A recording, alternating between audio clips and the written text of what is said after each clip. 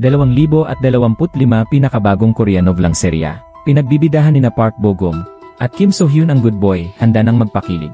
Siya ay isang sikat na Olympic gold medalist, si Yoon Dong-ju. Ngunit dahil sa pagtanggi niyang sumunod sa utos ng kanyang coach na magpanggap na natalo, sinadya siyang sinisiraan, at sinabing gumamit siya ng ipinagbabawal na gamot bago ang laban. Dahil dito, si Dong-ju ay nahaharap sa kontrobersya. Kahit na 2 taon siyang nagdemanda, para mapatunayan ang kanyang pagiging inosente, ang atensyon na ng mga tao ay lumipat na sa iba. Ang katotohanan ay hindi na mahalaga sa kanila. Pero hindi sumuko si Dong-ju. Dahil sa pagiging isang Olympian, tinanggap siya sa Riot Control Unit. Ngunit dahil sa pagiging matapat ni Dong-ju, hindi ko matanggap na ang mga kasamahan ko ay palihim na tumatanggap ng suhol. Kaya't binugbog ko sila. At dahil doon, naging isang outcast ako. Para mabayaran ang malaking halaga ng medical expenses ng mga binugbog kong kasamahan, ipinangako ko ang mga medalya kong simbolo ng karangalan.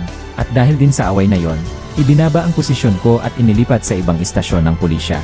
Samantalang ang taong sumama kay Dong-ju, siya pala ang dating coach niyang si Gao Wanzai.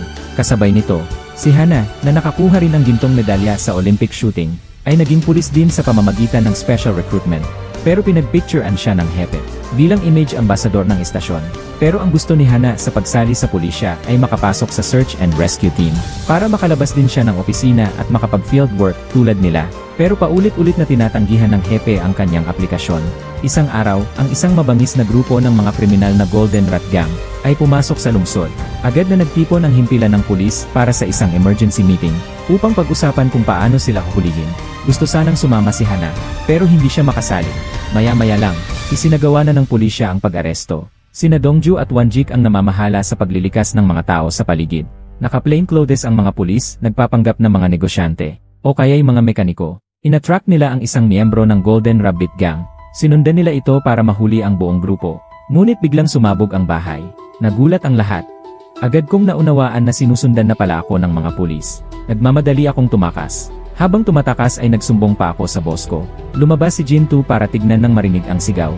Nakita niyang puro pulis ang kalye. Dali-dali siyang tumakbo. Sunod-sunod niyang tinawid ang ilang kalye. At sadyang malas, napadpad siya sa pinag-ihihan ni Wanzai. Kakalabas ko pa lang sana para hulihin. Ay sinipa na naman ako papasok ni Jin-yeon. Tapos tinakpan pa ng tabla. Nang dumating si Dong-ju para hanapin si Won-jik, nakasalubong niya si Jin-to. Nag-away silang dalawa. Nasagi siya ni Dong-ju. Tapos ginamit pa ang isang over-the-shoulder throw. Sumasakit ang dibdib ko. Nakita kong tatakas na si Jin-yeon.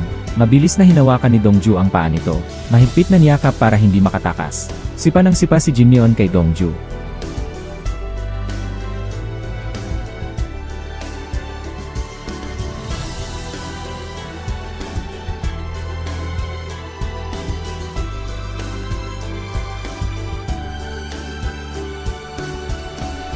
Nakita ni Jin-yeon na nawalan na ito ng malay. Mabilis itong tumakas. Dahil sa pagkakataong ito, nakatakas si Jin-yeon. Sinigawan ng kanilang supervisor ang mga tauhan ng search team. Nakita nila ang 2 taong nakatayo sa gilid. Ibinuhos nila ang kanilang galit sa dalawa. Sinisi nila si Dong-ju dahil sa pag-aaral niya ng self-defense. Dumating na nga si Kim Mayon sa harapan nila. Pero hindi pa rin nila nahuli. Pasensya na sa nangyari. Pero huwag naman kayong masyadong mahigpit sa mga kasamahan niyo. Hindi naman sinasadya. Mga kasamahan, tigilan nyo na ang pagbibiro. Kayo ay pumasok dahil sa backdoor. Huwag kayong umasta na para kayong isa sa amin. Ano kaya ang mangyayari sa susunod na kabanata?